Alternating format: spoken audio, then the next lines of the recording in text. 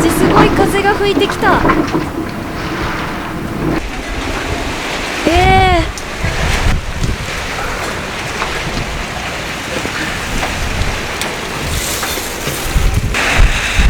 熊本市は風裏なのに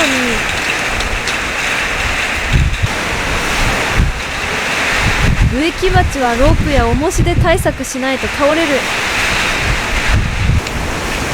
太平洋側は大変なことになる。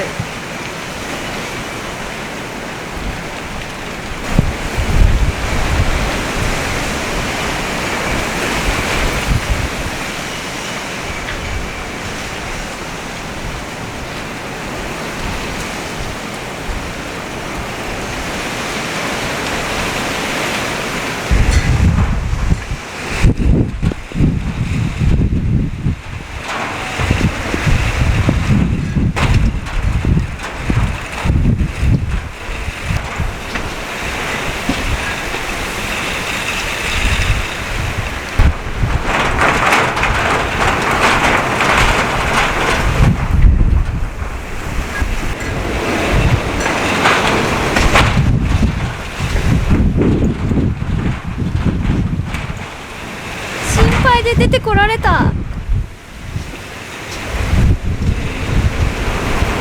熊本県民は油断してた。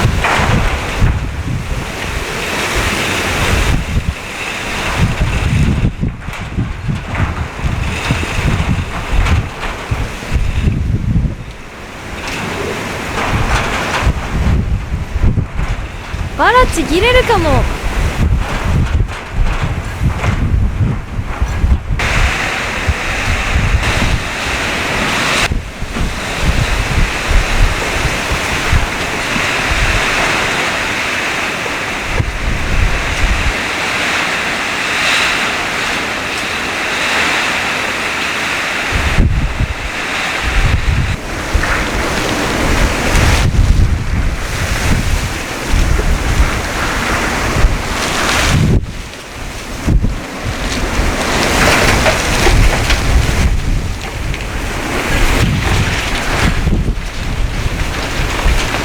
90分吹き荒れました。皆さん備えてください。